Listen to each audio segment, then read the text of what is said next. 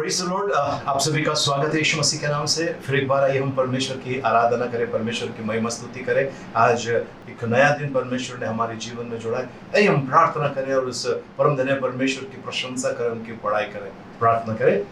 पवित्र पवित्र पवित्र सेनाओं का यहोवा प्रभु, आकाश और पृथ्वी के निर्माण करता पिता, हम इस समय आते हैं आपके चरणों में प्रभु जी। हम सभी का ताबा ले प्रभु जी। प्रभु परमेश्वर पिता, हम उपकार स्तुति करते हुए आते हैं प्रभु जी। आज 25 तारीख है प्रभु जी, और ये दिन आपने हमारे जीवन में जोड़ा। यहाँ तक प्रभु आप हमारे एबेनेज़र बने, उसके लिए धन्यवाद देते हैं। हमारा गढ़ किला चट्टान आप है, संकट के समय छिपने का स्थान आप है, हम आपको धन्यवाद देते हैं प्रभु जी। जाने अनजाने में कोई भी गुनाह पाप अपराध हो तो क्षमा कर, दया कीजिए, हम प्रार्थना करते हैं। विलंब से कुक करने वाले अति करुणा में प्रभु, आपने कलवरी के क्रूस पर जो पवित्र रक्त बहा है और उस रक्त से आपने हमें छुटकारा दिया है, हम धन्यवाद देते हैं प्रभु जी। इस समय प्रार्थना करते हैं प्रभु उन लोगों के लिए प्रभु जी जो बीमार हैं, जानलेवा बीमारी के शिकार हुए हैं, उन सभी को हम आपके पवित्र हाथों में सौंपते हैं प्रभु जी। उन सभी का ताबा लीजिए प्रभु जी। और प्रभु इस समय प्रार्थना करते हैं उन लोगों के लिए जो तकलीफ में, पीड़ा में है प्रभु जी, अपनी कृपा भरी दृष्टि उन पर कीजिए प्रभु जी, और उनके लिए छुटकारे के लिए हम प्रार्थना करते हैं। धन्यवाद देते हैं, आपका गौरव महिमा, आपकी स्तुति प्रशंसा करते हैं प्रभु जी। आपने प्रभु जी जो कुर्बानी दी, उस कुर्बानी के जरिए प्रभु जी आज हम आपके पास आ सकते हैं पिता, आपको अब्बा पिता करके पुकार सकते हैं प्रभु जी, इसलिए धन्यवाद देते हैं प्रभु जी। शैतान ने जो भी गढ़ बांधा है हमारे विरोध में, उन गढ़ों को हम ढा देते हैं यीशु मसीह के नाम से और भेजते हैं प्रभु यीशु मसीह के चरणों में। प्रभु परमेश्वर पिता, यदि हमने किसी को श्राप दिया, हानि दिया, न्याय किया, उसके प्रभु जी सामर्थ्य को हम रद्द करते हैं यीशु मसीह के नाम से। या किसी ने हमें श्राप दिया, हानि दिया, न्याय किया, उसके सामर्थ्य को हम रद्द करते हैं प्रभु यीशु मसीह के नाम से। प्रभु इस समय प्रभु जी जो तड़प रहे हैं प्रभु जी, इस समय जो बड़ी परेशानी में प्रभु जी, उन्हें आपके हाथ में सौंपते हैं। उनका ताबा लीजिए प्रभु जी, और विशेष करके जिनका इस धरती पर आज आखिरी दिन, आखिरी रात है, एक मौका दीजिए कि वे पश्चाताप करके आपके पास आए, एक भी आत्मा नरक में न जाए प्रभु जी, हर एक को क्षमादान मिले प्रभु जी, ऐसी कृपा मांगते हैं। धन्यवाद देते हैं प्रभु जी, आपकी महिमा, आपकी बड़ाई करते हैं। पवित्र आत्मा इस प्रार्थना सभा का ताबा लीजिए, हमें सिखाइए आत्मा में और सच्चाई में आराधना करने के लिए। आपके बिना ये प्रार्थना सभा अधूरी है। आइए पवित्र आत्मा आप हमें चलाइए, हम आपको धन्यवाद देते हैं, आपकी महिमा, आपकी बड़ाई, आपकी प्रशंसा करते हैं यीशु मसीह के नाम में, आमीन। आइए ब्रिजरो, इस समय हम ताली बजाकर, नाच गाकर हम परमेश्वर को धन्यवाद दें। हमारा परमेश्वर, हमारा जो अब्बा पिता है, आइए उनको हम धन्यवाद दें, उनकी प्रशंसा करें। प्रिजनों, आपने और मैंने सोचा नहीं, इतनी सारी अद्भुत कार्य परमेश्वर ने आपके और मेरे जीवन में किया है। प्रभु का वचन कहता है कितना भयानक और अद्भुत रीति से परमेश्वर ने हमारा निर्माण किया है। हमने, हमारा तो बनता है कि हमने परमेश्वर को धन्यवाद देना है, परमेश्वर की आराधना करना है। तैयार है? आइए हम परमेश्वर की स्तुति करें, प्रशंसा करें, उनकी आराधना करें, नाच गा कर हम धन्यवाद दें प्रभु को, क्योंकि हमारा प्रभु भला है। पवित्र पवित्र पवित्र राज परमेश्वर पिता, हम आपकी महिमा, स्तुति, प्रशंसा, आपकी बड़ाई करते हैं। हम आते हैं आपके चरणों में प्रभु जी। इस समय प्रभु जी नम्र दिन होकर आते हैं, आनंदित प्रभु जी हृदय से आपके पास आते हैं प्रभु जी, आपका गौरव करते हुए प्रभु जी। हम सभी का ताबा ले प्रभु जी, हम प्रभु जी एक मन का होकर आपको धन्यवाद देना चाहते हैं प्रभु जी। आपने कहा है जहाँ पर 2 या 3 मेरे नाम से एकत्रित होते हैं, उनके मध्य मैं हूँ। आप हमारे बीच में हैं प्रभु जी, इसके लिए आपको धन्यवाद देते हैं, आपकी प्रशंसा, आपकी बड़ाई करते हैं यीशु मसीह के नाम में, आमीन।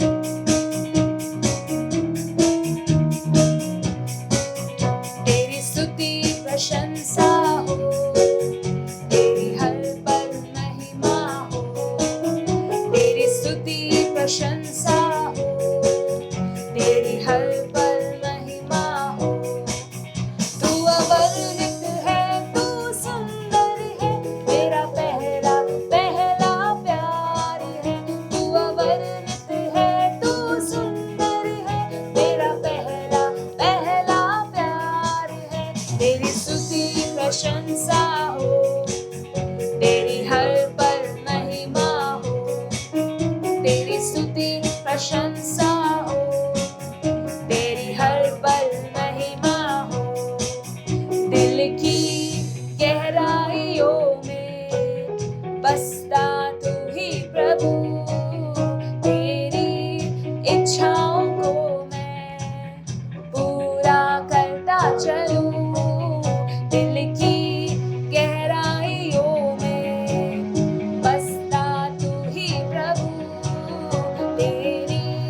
इच्छाओं को मैं पूरा करता चलूं। तू अवर्णित है, तू सुंदर है, मेरा पहला पहला प्यार है। तू अवर्णित है, तू सुंदर है, मेरा पहला पहला प्यार है। तेरी स्तुति प्रशंसा हो, तेरी हर पल महिमा हो।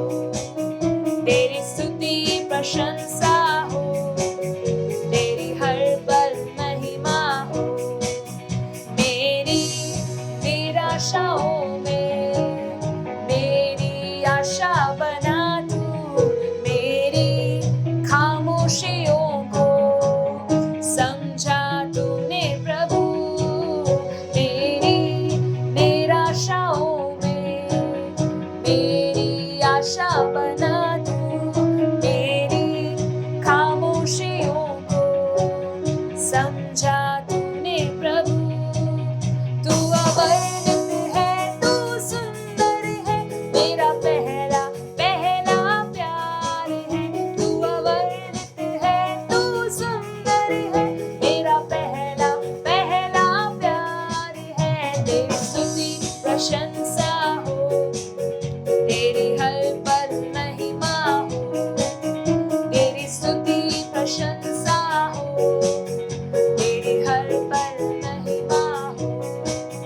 तेरी स्तुति प्रशंसा हो, तेरी हर पल महिमा हो। तेरी स्तुति प्रशंसा हो, तेरी हर पल महिमा हो। धन्यवाद देते हैं प्रभु जी, आपके नाम की स्तुति महिमा हो, वो आपकी प्रशंसा करते हैं प्रभु जी।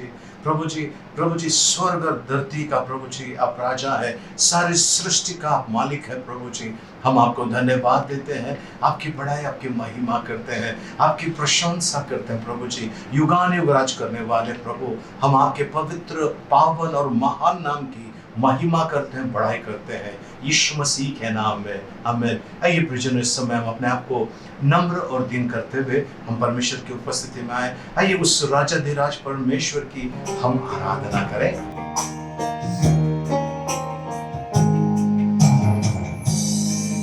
धन्यवाद के साथ स्तुति गाऊंगा, हे यीशु मेरे खुदा। उपकार तेरे हैं बेशुमार, कोटि कोटि स्तुति। धन्यवाद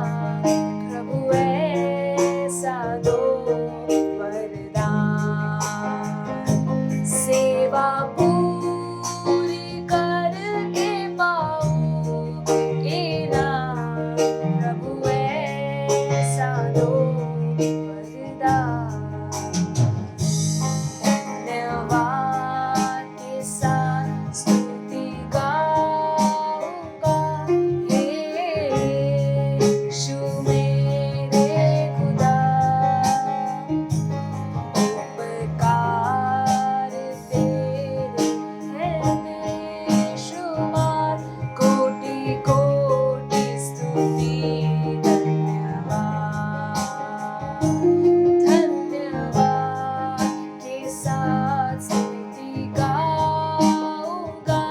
हे यीशु मेरे खुदा, उपकार तेरे हैं बेशुमार, कोटि कोटि स्तुति धन्यवाद, कोटि कोटि स्तुति धन्यवाद, कोटि कोटि स्तुति धन्यवाद। ओ हालेलुया, ओ धन्यवाद धन्यवाद। प्रभु परमेश्वर पिता धन्यवाद देते हैं, आपका गौरव महिमा करते हैं यीशु मसीह के नाम में, आमीन आमीन। Praise the Lord. प्रभु के पवित्र नाम की स्तुति हो। प्रभु को धन्यवाद, सुंदर सी स्तुति आराधना के लिए प्रभु को धन्यवाद। आइए प्रियजनों, आज हम परमेश्वर के वचन में कुछ अद्भुत बातें देखने वाले हैं और वचन देखते हैं। व्यवस्था विवरण 12 अध्याय उसका 32 वचन, ड्यूटरनॉमी चैप्टर 12 वर्स 32। जितनी बातों की मैं तुमको आज्ञा देता हूँ उनको चौकस होकर माना करना, और ना तो कुछ उनमें बढ़ाना और ना उनमें से कुछ घटाना। प्रभु परमेश्वर इन बड़े वचनों के द्वारा मैं अनुग्रह से भरपूर करें, आमीन। आइए हम प्रार्थना करें।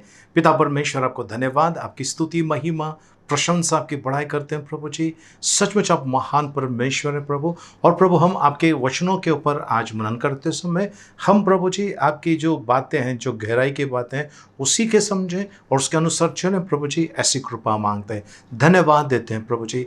हम आपके वचनों को स्वीकार करते हैं इस समय। हमारा मन जागरूक है प्रभु जी, हमारा आत्मा तैयार है प्रभु जी, और आपका जो वचन आज जो हमारे जीवन को बदलने वाला है उसके लिए भी हमने अपनी तैयारी की है। यीशु मसीह के मीठे मधुर पवित्र नाम में, amen amen. Praise the Lord. प्रभु को धन्यवाद हो, प्रभु की स्तुति हो। प्रियजनों, सचमुच परमेश्वर आज आपसे मुझे जो बातें करने जा रहा है वो बातें हैं समझौता के ऊपर। समझौता, दो प्रकार के समझौते होते हैं।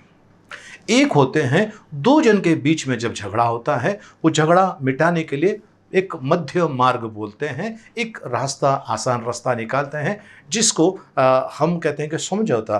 कि भाई ठीक है, मैं ऐसा नहीं करूँगा, आप ऐसा मत कीजिए, चलो राजी हो गए, खत्म हो गए। एक प्रकार का दूसरा समझौता है, वो है परमेश्वर के वचन के बारे में। प्रियजनों, परमेश्वर के वचनों में आप कुछ जोड़ नहीं सकते हैं और आप उसमें से कुछ निकाल नहीं सकते हैं, क्योंकि प्रभु की यह आज्ञा है ना। प्रकाशित वाक्य 22 अध्याय में भी ऐसा ही लिखा हुआ है। इस भविष्यवाणी की पुस्तक में से कुछ निकालना नहीं और कुछ उसमें डालना नहीं। आज प्रियजनों, परमेश्वर आपको और मुझे कह रहा है, संसार की जो भी परिस्थिति, संसार में रहते समय जो भी आपकी परिस्थिति है, परिस्थिति कितनी भी आपकी भयानक क्यों ना हो, लेकिन परमेश्वर के वचन से आपको और मुझे समझौता नहीं करना है। परमेश्वर के वचन में लिखा है ये करना है, तो आपको करना ही करना है, आपको करना ही करना है। पुराने नियम में साल में एक बार यरूशलेम जाना पड़ता था और कितने सारे बलि चढ़ाना पड़ता था, पर नए नियम में प्रभु यीशु मसीह के अनुग्रह से आपको और मुझे उन सारी चीज़ों से परमेश्वर ने आज़ादी दी है। वो सब करने की अब ज़रूरत नहीं है। इतना सब परमेश्वर ने किया है, तो अब थोड़ा सा आपको भी मुझे करना है, और वो है परमेश्वर के वचन से कॉम्प्रोमाइज़ नहीं करना है, परमेश्वर के वचनों से समझौता नहीं करना है। परमेश्वर के वचन में जो लिखा है वो आपको करना ही करना है। यानी कि समझौता का मतलब उसमें कुछ डालना नहीं है, उसमें से कुछ निकालना नहीं है।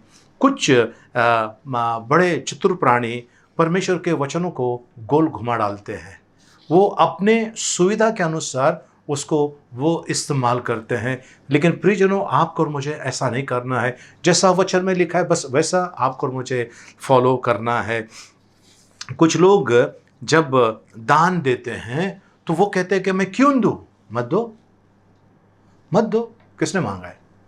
हमने आज तक कभी किसी से पैसे नहीं मांगे, मत दो। अगर आप दे रहे हैं, प्रभु को दे रहे हैं, नहीं दे रहे हैं तो प्रभु को नहीं दे रहे हैं, आप जाने, प्रभु जाने। नहीं, प्रभु को क्या पैसे की जरूरत है, क्या वो सारे सृष्टि का मालिक है, तो क्यों?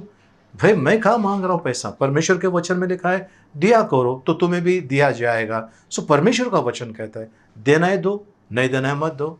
परमेश्वर का वचन कहता है कि आपको क्षमा करने का है, लेकिन आप कहते हैं कि मैं मर जाऊंगा लेकिन इस आदमी को क्षमा नहीं करूंगा। ये आपकी गलती है। वचन कहता है क्षमा करो, जिस नाप से तू औरों को नापता है उसी नाप से तेरे लिए भी नापा जाएगा। पर अगर आप क्षमा नहीं करना चाहते नो प्रॉब्लम, लेकिन परमेश्वर आपको क्षमा नहीं करेगा, वो याद रखना।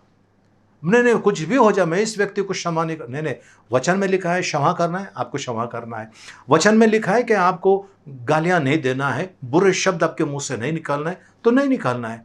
नहीं एकाध तो गाली चल जाती है, एकाध तो कोई बुरा चल, नहीं बिल्कुल नहीं, बिल्कुल नहीं। अगर कोई कहता है कि भाई मैं एक आखी बोतल शराब नहीं पीता हूं, मैं इतना सा पीता हूं, तो प्रिय इतनी बड़ी जहर की बोतल लेकर आइए और उसमें से सिर्फ इतना सा आप पी लीजिए, क्या होगा उसका असर?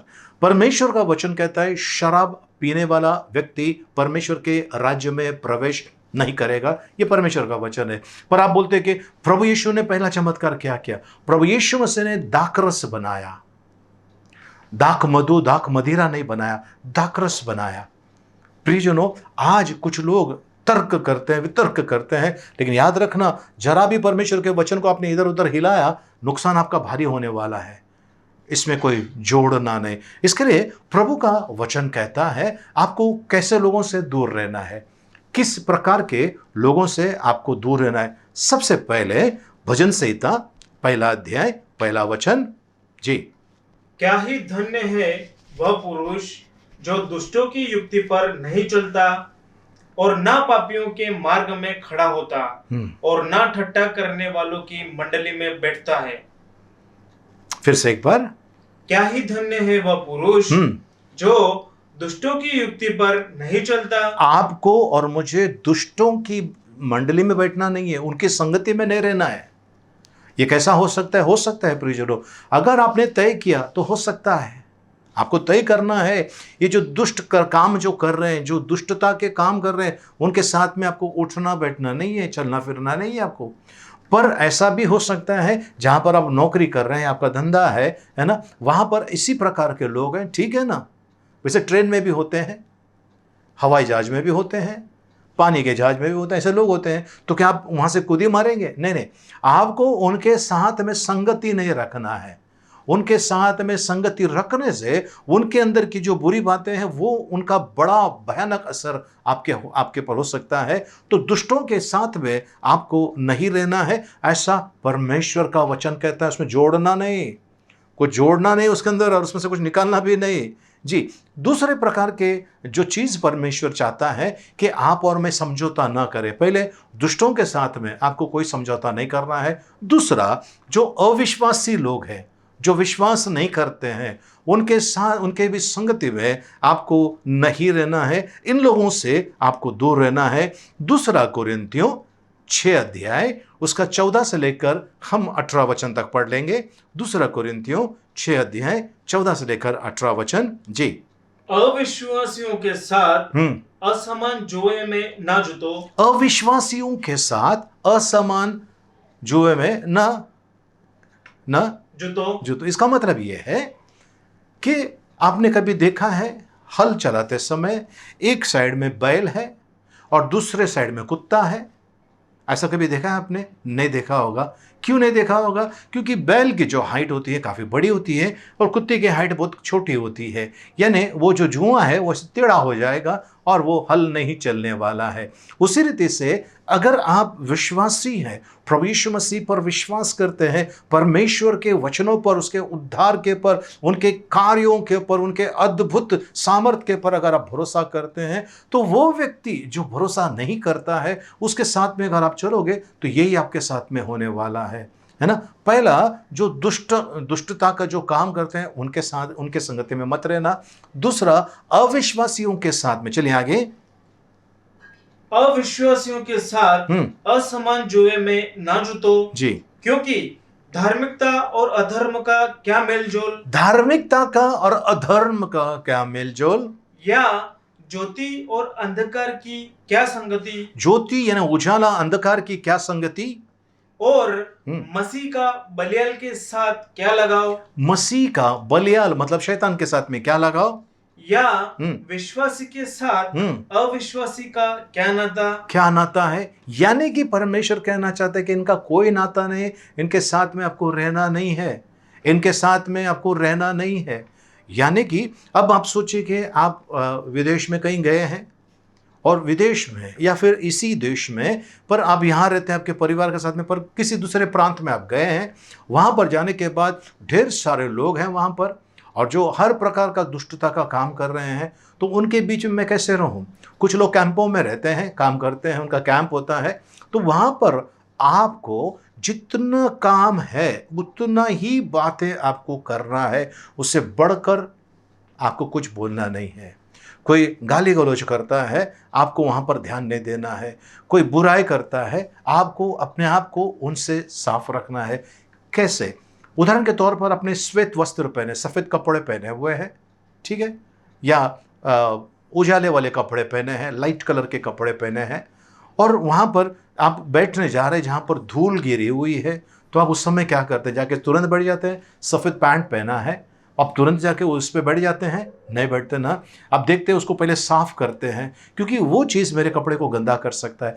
बिल्कुल उसी तरह से आपके और मेरे आत्मा को, आपके और मेरे मन को इनकी संगति बुरा कर सकती है। इसके लिए आपको और मुझे बच के रहने के लिए परमेश्वर का वचन कहता है, पहला, दुष्टों के बीच में आपको नहीं रहना है। दूसरा, अविश्वासियों के बीच में नहीं रहना है। तीसरा, एक बड़ा खतरनाक चीज है प्रियजनों, परमेश्वर का वचन कहता है, गलातियों की पत्री पहला अध्याय 8 और 9 वचन, और ये कहता है कि गलत प्रकार के शिक्षा देने वालों के भी साथ में आपको नहीं रहना है। अगर आप रह रहे हैं तो आप कॉम्प्रोमाइज कर रहे हैं, रह रहे तो आप समझौता कर रहे हैं, आप बुराई में समझौता करें, बुराई करने का समझौता कर रहे हैं, दंड आपके ऊपर आएगा। जी, गलातियों की पत्री पहला अध्याय 8 और 9 वचन।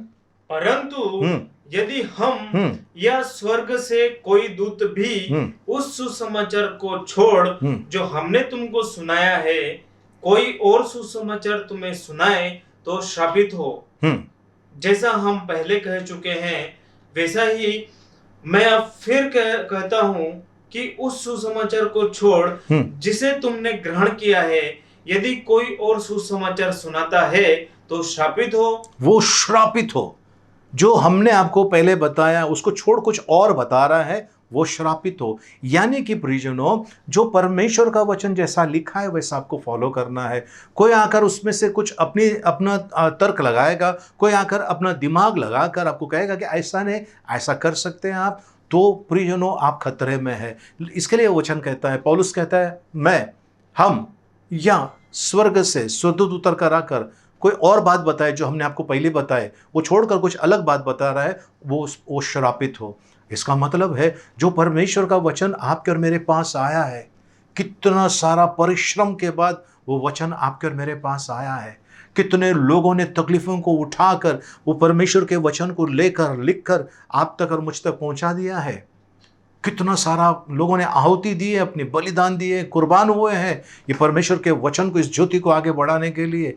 अगर कोई आकर उसमें से कुछ गलतियां कर देता है और आपको गलत करने के लिए कहता है, सावधान सावधान प्रियजनों, गलत शिक्षकों से सावधान। आगे कहता है, दूसरा यूहन्ना 7 वचन से हम आगे पढ़ेंगे। दूसरा यूहन्ना 7 वचन से आगे, क्योंकि बहुत से ऐसे भरमाने वाले जगत में निकल आए हैं, बहुत सारे भरमाने वाले जगत में निकल कर आए हैं, जो यह नहीं मानते जी कि यीशु मसीह शरीर में होकर आया। भरमाने वाला और मसीह का विरोधी यही है जी। अपने विषय में चौकस रहो कि जो परिश्रम हमने किया है जी, उसको तुम ना बिगाड़ो जी, वरन उसका पूरा प्रतिफल पाओ। पूरा प्रतिफल पाओ जी। आगे, जो कोई आगे बढ़ता जाता है और मसीह की शिक्षा में बना नहीं रहता, जो आगे बढ़ते जा रहा लेकिन मसीह की शिक्षा में बना नहीं रहता है, उसके पास परमेश्वर नहीं, उसके पास परमेश्वर नहीं है जी। जो कोई उसकी शिक्षा में स्थिर रहता है जी, उसके पास पिता भी है और पुत्र भी जी।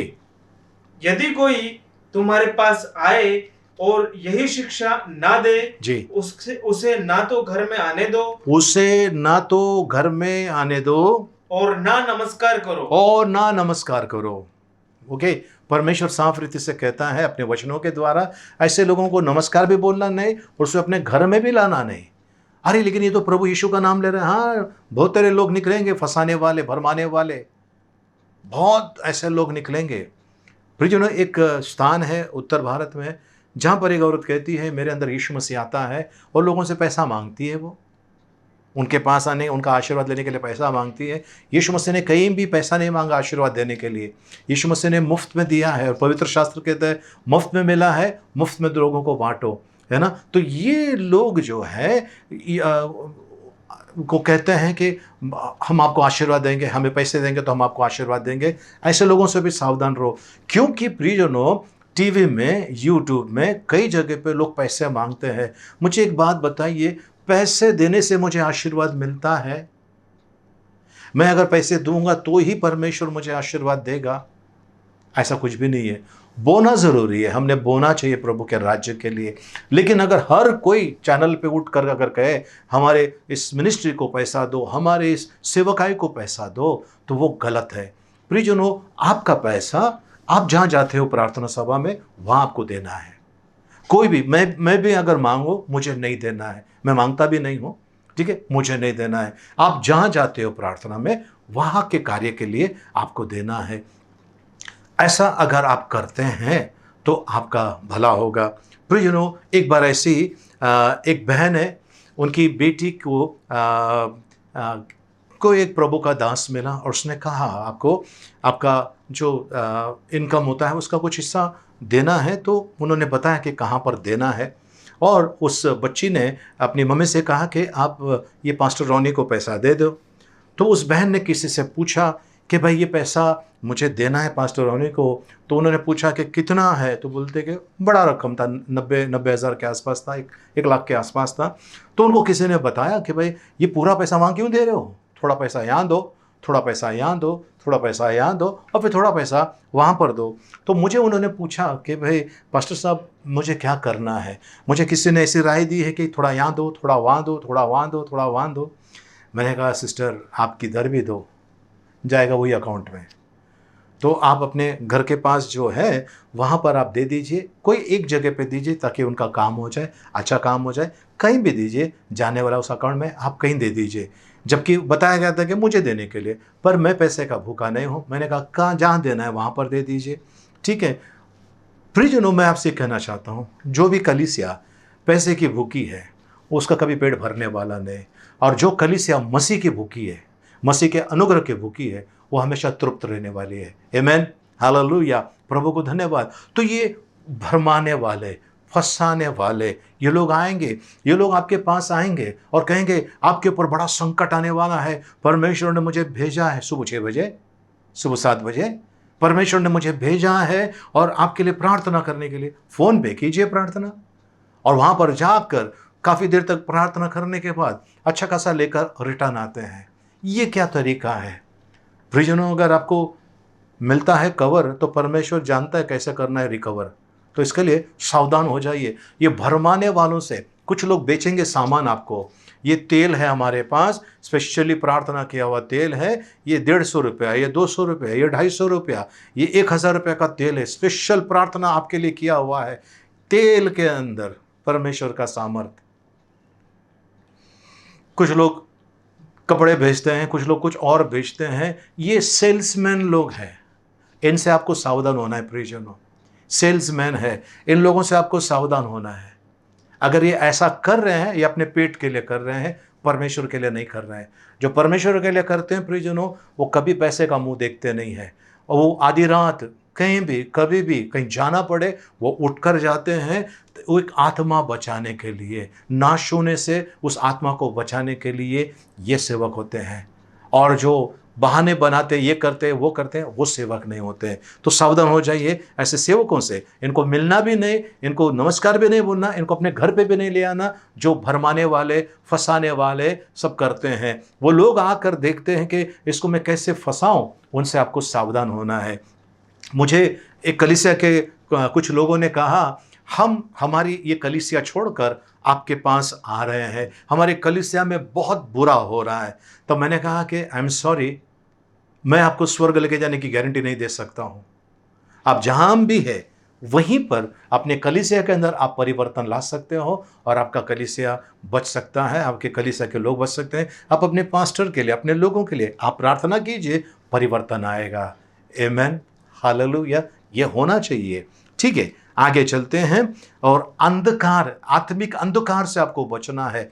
सबसे पहला चीज हमने जो देखा वो है दुष्टों के बीच में नहीं रहना है। दूसरा चीज हमने देखा अविश्वासियों के बीच में नहीं रहना है। तीसरा चीज प्रियजन के जो गलत शिक्षक है उनके साथ में, उनके बीच में नहीं रहना है। चौथा चीज है आत्मिक अंधकार से आपको और मुझे बचना है। आत्मिक अंधकार से एफिसियों की पत्री 5 अध्याय उसका 11 वचन। और अंधकार के निष्फल कामों में सहभागी ना हो। अंधकार के निष्फल कामों में सहभागी ना हो। कुछ लोगों को देखा गया है राइट पैर में या लेफ्ट पैर में काला धागा बांधा हुआ है। किस लिए? किस लिए बांधा? का हाथ पर यहां पर धागा बांधा है, किस लिए है? ये नहीं करना है आपको।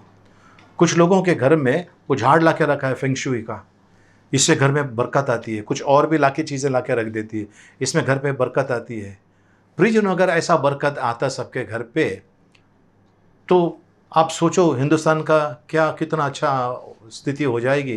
किसी से लोन मांगने की ज़रूरत नहीं है। एक पेड़ का एक छोटा सा पौधा आपके जीवन में अगर खुशियाँ ला सकता है तो वो हर एक के घर में, खेती में, हर जगह पे वही पौधा होता और वो सफल हो गए होते। आज किसान लोग वो कर्ज में डूबकर आत्महत्या क्यों कर रहे हैं? क्या वो ये पौधा लाकर उनके घर के अंदर परिवर्तन नहीं आ सकता है? वो जो बेल आता है लटकने वाला है ना, वो सब तरफ बजता है, आवाज़ आता है, उससे अगर घर में बरकत आती तो लोगों के जीवन में कितना अच्छा हो गया होता। लेकिन नहीं हो रहा है, ऐसा नहीं हो रहा है। कई ऐसी चीज़ें हैं जो लोग घर में लेकर आते कि मेरे घर में सुकून आएगा, शांति आएगा, लेकिन आया नहीं है।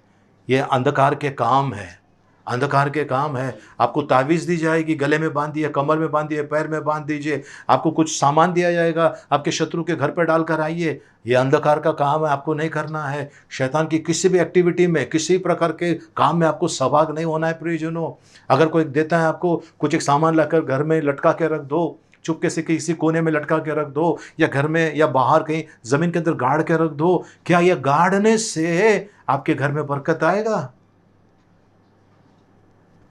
नहीं आएगा, नहीं आएगा। जब तक कि परम प्रधान परमेश्वर आपके ऊपर अनुग्रह नहीं करेगा, नहीं आएगा। ऐसे लोगों से आपको बच के रहना है। कुछ लोगों के बारे में हम देखेंगे परमेश्वर के वचन में, जिन्होंने कॉम्प्रोमाइज़ किया परमेश्वर के वचन से, जिन्होंने समझौता कर दिया। समझौता का मतलब परमेश्वर के वचन के विरुद्ध जाने के लिए उन लोगों ने अपने आप से समझौता कर लिया। और उनके साथ में क्या हुआ, हम लुत के बारे में देखते हैं। लुत अपने उनके जो चाचा थे, है ना, उनके अंकल जो थे, उनको छोड़कर वो अलग रहने के लिए गए। और वो वहाँ गए जहाँ पर भयानक दुष्ट लोग थे वहाँ पर। और वहाँ पर जब परमेश्वर के दूत उनके घर पर आए, जब वो सदोम और गोमोरा का सत्यानाश होने वाला था, सदोम और गोमोरा का सत्यानाश होने वाला था, परमेश्वर के दूत जब आए थे तो वहाँ के गांव के लोगों ने देखा कि पुरुष आया है। अब ये सारे पुरुष बोलते कि वो हमको चाहिए, गलत काम करने के लिए हमको चाहिए। अब लूत वहाँ पर क्या कर रहा है? लूत वहाँ पर क्या कर रहा है? उत्पत्ति की किताब 19 अध्याय उसका 8 वचन देखिए, लूत क्या करने के लिए तैयार हो गया। देखिए जी, उत्पत्ति की किताब 19 अध्याय 8 वचन। सुनो, मेरी 2 बेटियां हैं जिन्होंने अब तक पुरुष का मुंह नहीं देखा। इच्छा हो तो मैं उन्हें तुम्हारे पास बाहर ले आऊं और तुमको जैसा अच्छा लगे वैसा व्यवहार उनसे करो, पर इन पुरुषों से कुछ ना करो, क्योंकि ये मेरी छत के तले आए हैं। ओके, वो कहता है कि मेरी 2 बेटियां हैं, उनको आप लेके जाओ, जो भी उसका तुम्हें बुरा करना है, जो भी करो, पर इन पुरुषों को आप मत बुलाओ। मेरी बेटियां जो कुंवारी है, जिनके विवाह नहीं हुआ, कुंवारी है ना, कोई पुरुष उनके करीब नहीं आया है, उनको मैं आपको दे देता हूँ, दोनों बेटियों को दे देता हूँ, उनके साथ में आपको जो करने करो, लेकिन इन पुरुषों को छोड़ दो। मतलब ये क्या करने के लिए जा रहा था? क्या परमेश्वर के पास ताकत नहीं है? परमेश्वर कर नहीं सकता है? जब ये दरवाजा तोड़ने लगे तो स्वर्गदूतों ने ऐसा कर दिया, वो अंधे हो गए, उनको समझ में नहीं आया। तब ये लूत और उसका परिवार, उन लोग वहाँ से निकले और परमेश्वर ने कहा कि यहाँ से चले जाओ, क्योंकि इस चीज़ का वो नाश होने, इस देश का नाश होने वाला है, सोदोम और गोमोरा का नाश होने वाला है। और लोग वहाँ से निकल गए। लेकिन उसकी पत्नी घूम कर देखी, नमक का खंभा हो गया, आदेश का उल्लंघन किया, कॉम्प्रोमाइज़ किया। वो देखने लगे कि मेरे भाई बहन, भाई चाचा, ये वो सब वहाँ पर है, क्या उनके ऊपर हो रहा होगा। जैसा घूमी वो नमक का खंभा बन गई। परमेश्वर का वचन से आपको कॉम्प्रोमाइज़ नहीं करना है। वचन में लिखा है वो आपको फॉलो करना है। प्रेषणों, परमेश्वर दया का धनी है। परमेश्वर अद्भुत काम करता है। लूत ने गड़बड़ कर दिया, लूत ने गड़बड़ कर दिया। इसके लिए पूरा एरिया वहाँ पर जो था, है ना, परमेश्वर ने उसके पर अनुग्रह किया और उसको वहाँ से, उसको और उसकी बेटी को वहाँ से बाहर निकाला। तो सोचिए प्रियजनों, कैसा वहाँ का मंजर हुआ होगा। लूत ने कई बार कंप्रोमाइज़ किया, परमेश्वर ने उसको क्षमा कर दिया। सिमसन के बारे में लिखा हुआ है, न्यायों की किताब 16 अध्याय 1 वचन। जी। तब शिमशोन अज्जा को गया और वहां एक वेश्या को देखकर उसके पास गया। ओके, अब इनको बताया गया था कि इनको शराब नहीं पीना है, इनको इनका बाल नहीं काटना है और ये किसी स्त्री के करीब नहीं जाना है। परमेश्वर की आज्ञा थी, पर इसने क्या किया, वो एक वेश्या के पास गया। ठीक है, इनके जिस प्रांत में ये थे वहाँ पर अच्छी सुंदर सी लड़कियाँ थी। वो अगर चाहता तो उनके साथ में शादी कर लेता, लेकिन परमेश्वर का आज्ञा था कि नहीं करना है। लेकिन ये गया वहाँ पर वेश्या के पास। ठीक है, अब क्या हो गया वहाँ पर, तो पहली बार तो उन्होंने बहुत उनका नुकसान पहुँचा दिया। लास्ट में ऐसा स्थिति हो गई, उसकी आँख फोड़ दी गई, उनकी आँख फोड़ दी गई। और लास्ट वो कहता है, प्रभु एक बार ताकत दे, इन सब का मैं नाश करना चाहता हूँ। खिलौना बनकर वो रह गया था।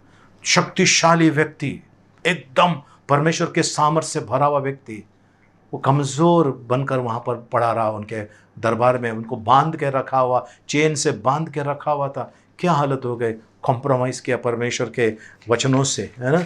आगे चलते हैं हम, दूसरा इतिहास 16 अध्याय 7 वचन। जी, दूसरा इतिहास 16 अध्याय उसका 7 वचन।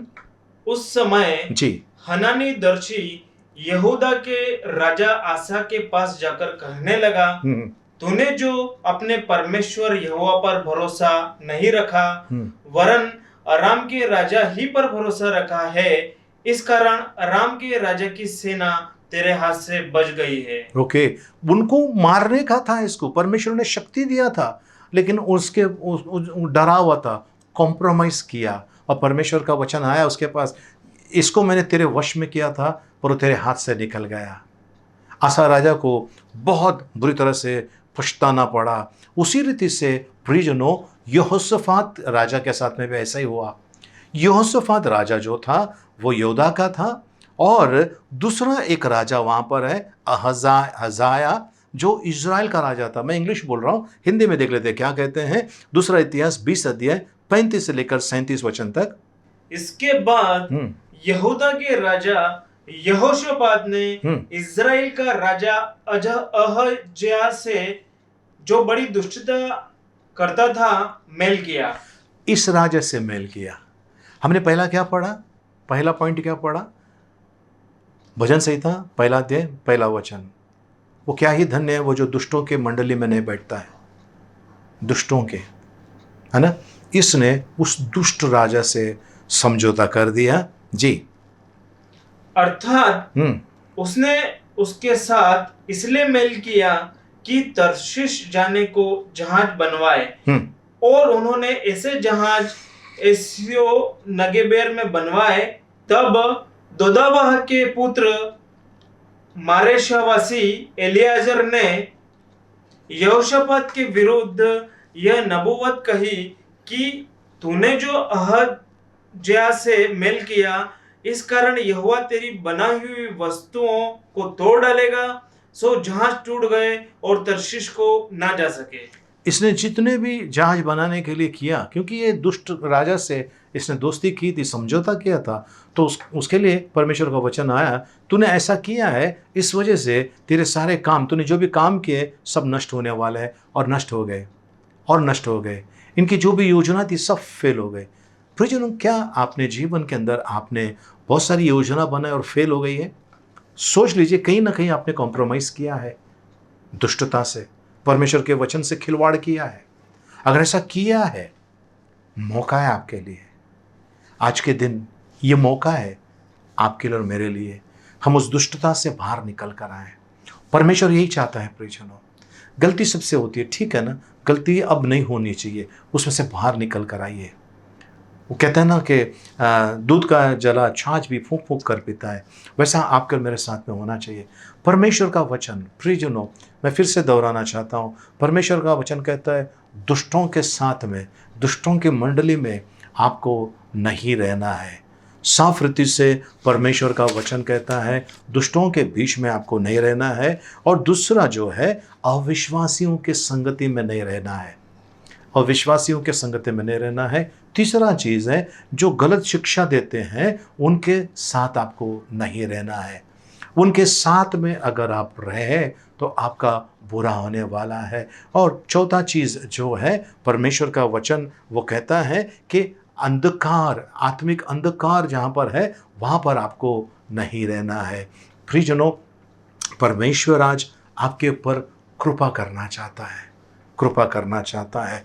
आपको और मुझे बचना है, आपको और मुझे बचना है। तो बचने के लिए आपने और मैंने करना क्या है, परमेश्वर के पास आना है। मैं कहानी बताना चाहता हूँ। एक आदमी था जिसने एक कब्र थी, कब्र के आसपास में सुंदर डेकोरेशन किया था और वहाँ जो भी जाते थे वहाँ पैर पड़ते थे उस कब्र के पास, और अच्छा खासा दान आता था, अच्छा खासा वहाँ पर काम होता था। और एक दिन एक व्यक्ति जो हर रोज़ वहाँ पर जाता था और उसके पास एक पोटली थी, वो कपड़े बेचता था, गांव-गांव जाकर वो वहाँ पर गया।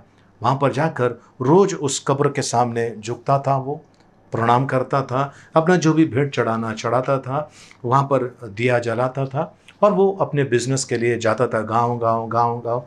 उनका बिजनेस अच्छा बढ़ने लगा। तो वहाँ जो देखभाल करने वाला व्यक्ति था, उसने देखा और कहा कि भाई आप क्या बिजनेस करते हो? उसने कहा मैं कपड़े बेचता हूँ। तो एक काम कीजिए, मेरे पास एक गधा है, वो गधा आप लेकर जाइए और जब आप इस गधे के ऊपर 2 पोटली अगर आप रखोगे तो आपका बिजनेस ज़्यादा होगा, आप ज़्यादा कमाओगे।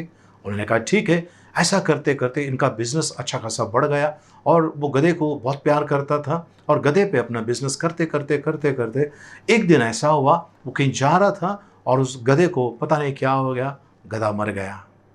गधा मरने के बाद ये बहुत रोया। उसने उसके लिए कब्र खोदी, उस कब्र में उसको दफना दिया और उसके ऊपर मिट्टी डाला और रोज़ रोते था, वहाँ बैठकर फूल डाल दिया उसके ऊपर, बत्ती जलाया और रोज़ रोता था। रोते रोते बोलता है इस गधे ने मेरे जीवन को कितना आसान कर दिया, कितना आशीर्वादित किया।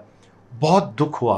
वहाँ पर एक औरत आई, उसने देखा कि भाई यहाँ पर किसी की कब्र है, तो इस कब्र पे मैं उसका बच्चा बीमार था।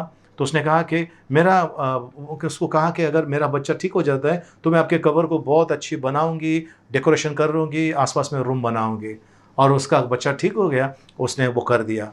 ऐसा करते करते उस जगह का वो जगह इतना फेमस हो गया, दूर दूर से लोग आते थे वहाँ पर और उनकी जो भी मुराद थी वो पूरी होती थी, जो भी उनकी इच्छा थी, मनोकामना थी, वो पूरी होने लगी। और वहाँ का जो गधे का जो मालिक था, ये बहुत वहाँ पर बहुत बड़ा इंसान बन गया। जो जीते जी उस गधे ने जो कमा के नहीं दिया, मरने के बाद कई गुना ज़्यादा कमा के दिया। और ये वहाँ पर रोज़ वहाँ बैठता था, लोग आते थे, वहाँ पर लोग चढ़ाव चढ़ाते थे, लोग वहाँ पर पैसे दान करते थे। इसका जीवन तो फर्स्ट क्लास हो गया। एक दिन वो व्यक्ति जिसने इसको गधा दिया, वो सुना इस जगह के बारे में, तो वो भी आया उधर। आने के बाद वो कहता है अरे महाराज आप आए, आ जाइए आ जाइए आ जाइए, बैठिए भाई, आप तो बड़े वो बन गए हो। बोले क्या करें महाराज, ऐसा कोई बात नहीं है। फिर क्या है? बोले जो गधा आपने मुझे दिया था वो गधा मर गया, तो मैंने उसकी कब्र बनाई और कोई आए, 2-4 जन आए जिनका भला हो गया, तो उन लोगों ने इसको बहुत बड़ा आलीशान वो बना दिया है और मेरा तो बहुत अच्छा चल रहा है यहाँ पर। बोला अच्छा? बोले बस सब आपकी कृपा है। बोलते मूर्ख इंसान, तू जिधर आता था, जिस कब्र पे आता था, वो गधे की माँ थी। जो गधा मैंने तुझे दिया था वो गधे की माँ थी। उधर आके तू माथा टेकता था, उधर आके तू फूल चढ़ाता था, ये उसकी माँ है। तो वो हैरान हो गया। प्रियजनों, आज ऐसा आपके और मेरे साथ में हो रहा है। कोई मरा हुआ व्यक्ति आपको कुछ दे नहीं सकता। अगर दे सकता था तो वो मरता नहीं था। अगर मर गया तो उसको उठना चाहिए था। यीशु मसीह अकेला जो मुर्दों में से जी उठा है, और वो आज आपको और मुझे फिर जो चेतावनी दे रहा है ना। अगर आप अपने जीवन में सफलता चाहते हो, परमेश्वर के पास आइए, उसके वचनों से जरा भी ऊंच नीच कुछ भी नहीं आपको करना है। जैसा लिखा है वैसा आपको करना है, और जैसा लिखा है वैसा आप करोगे, है ना। लेकिन अभी आप कहोगे पवित्र शास्त्र में लिखा है, अगर आंख तुम्हें पाप में डालता आंख फोड़ डालो, हाथ तुम्हें पाप डालता तो हाथ को काट डालो, पैर तुम्हें पाप, नहीं नहीं नहीं नहीं।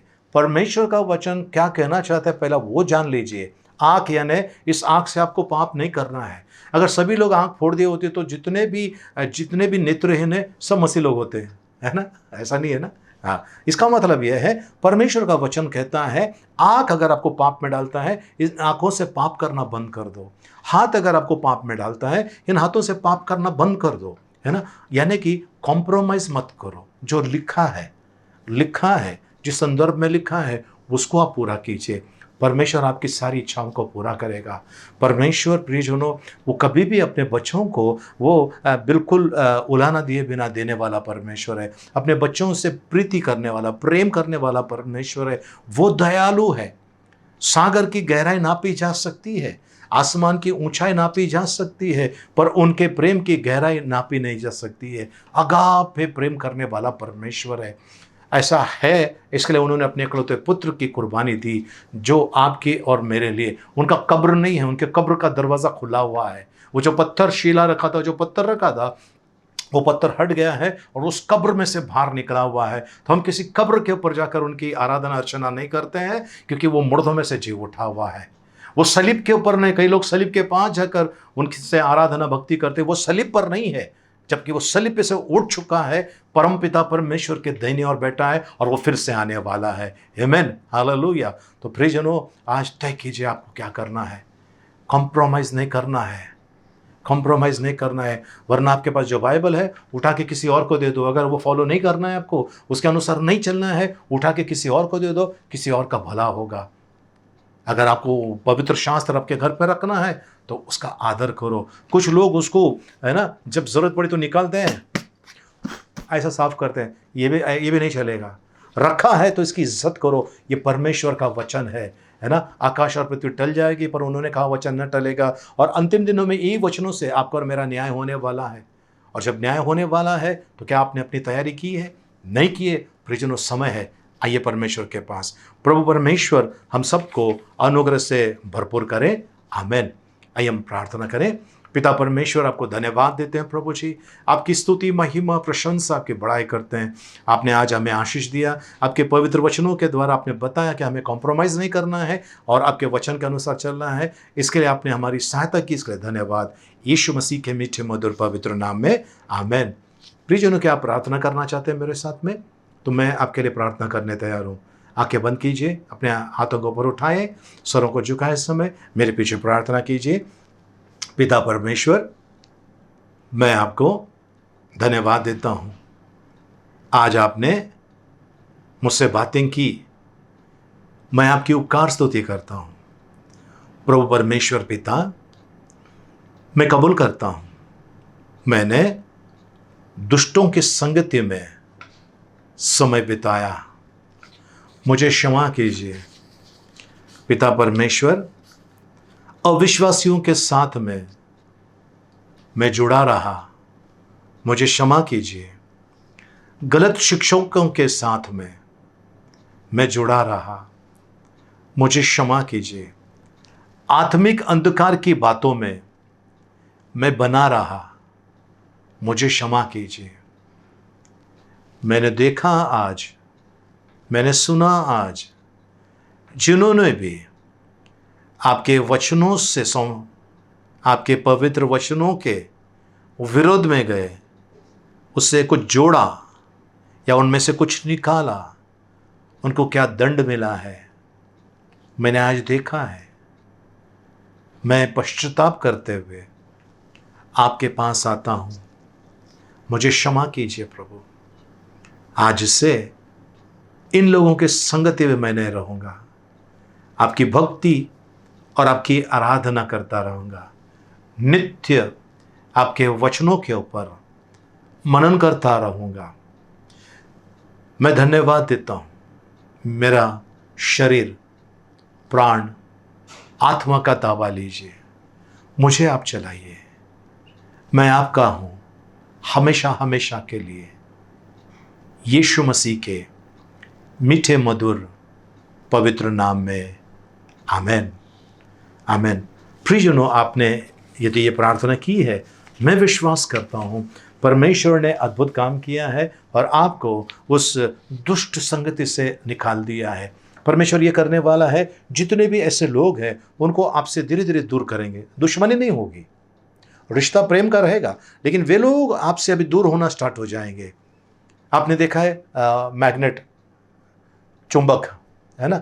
चुंबक जो होता है, दो चुंबक को लीजिए, ठीक है, दोनों चुंबक है, आप ऐसा लगा दीजिए, दोनों चिपक जाएंगे, लेकिन ऐसा करेंगे वो नज़दीक नहीं आ पाएंगे, ऐसा हो जाएगा।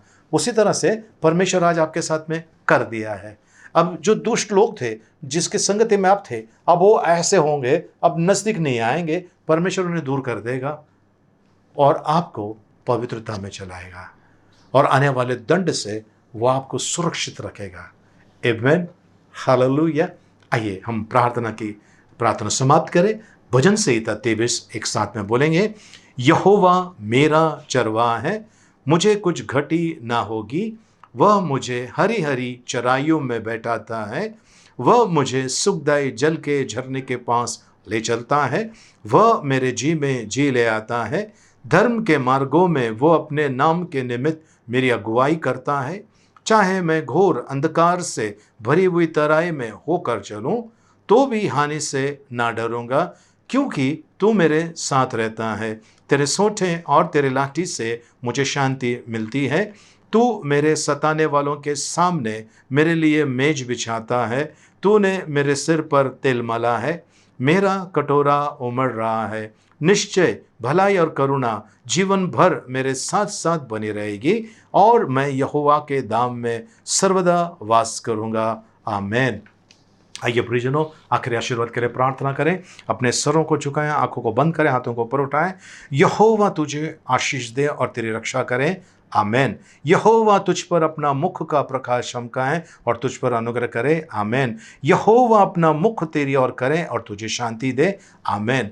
अब पिता परमेश्वर का प्रेम, प्रभु यीशु मसीह का अनुग्रह और पवित्र आत्मा की सहभागिता अब से लेकर सदा तक हम सबके साथ में बनी रहे। Amen, amen. Praise the Lord. प्रभु के पवित्र नाम की स्तुति हो, प्रभु को धन्यवाद। प्रियजनों, अगर आप हमारे चैनल पर नए हैं, यूट्यूब चैनल के ऊपर, कृपया जो लेफ्ट साइड में जो है, ये यहाँ पर लाल कलर का जो बटन है सब्सक्राइब, उससे क्लिक कीजिए और उसके बाद आपको बेल का ऑप्शन आएगा, उसमें पहला वाला जो ऑल है उसको क्लिक करना है। यहाँ पर इस तरफ आपको मिलेगा जो लाइक का बटन है, उससे लाइक करना है और हो सके इतना शेयर करना है। अगर आप ऐसा करते हो तो परमेश्वर का वचन आप आगे बढ़ा रहे हो और जो लोग इन वचनों को सुनेंगे उन्हें जो आशीष मिलेगा उससे कई गुना ज़्यादा आशीष आपको और मुझे, हमारे परिवार को परमेश्वर देगा। सो इस कार्य को आगे बढ़ाइए। आप लोगों से ये नम्र विनती है। धन्यवाद, आपने समय निकाला और हमारे इस प्रोग्राम को आपने देखा। प्रभु आपको आशीषित करे। जय मसीह की, जय हिंद।